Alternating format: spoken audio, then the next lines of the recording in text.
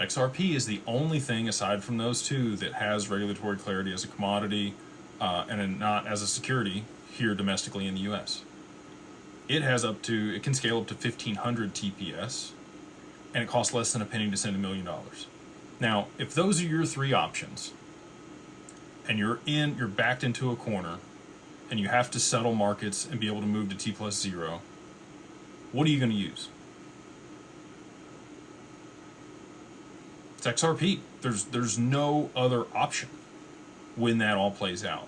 And we're right here on the precipice, to this gentleman's point, of Iran having problems for oil. Oil is going to spike. When it does, we're going to see the Bank of Japan raise interest rates. And that is going to unwind the reverse carry trade. And U.S. Treasuries are going to flood the market because there's going to be a rotation out of U.S. Treasuries into Japanese bonds.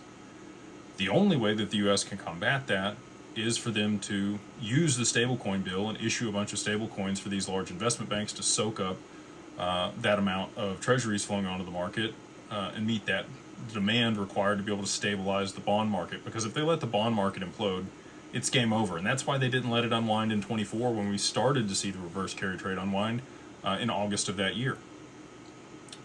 Because they didn't have the Clarity Act passed. They didn't have a way to be able to generate enough demand to be able to meet that many treasuries flooding onto the market at one time.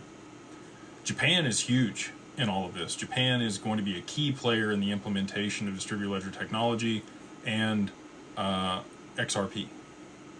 Yoshitaka Kitao, who's the principal there at SBI, who is a 10% holder in Ripple and R3, has stated multiple times that XRP is going to be used for settlement between the banks in Japan. You now have the Prime Minister, the lady Prime Minister there in Japan, also stating that they are going to implement distributed ledger technology into their financial system, and that is ready to go.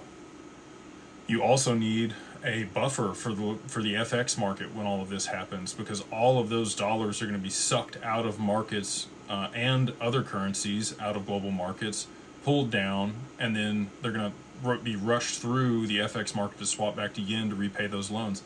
And Uncle Warren Buffett, Uncle Warren, has already positioned himself for that. He has $300 billion worth of yen to be able to make those loans out to people that need it at the last second.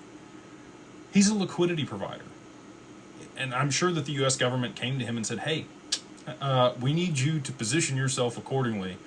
We know that you like the U.S. dollar and you're making money off these treasuries, but we need you to go buy some yen. So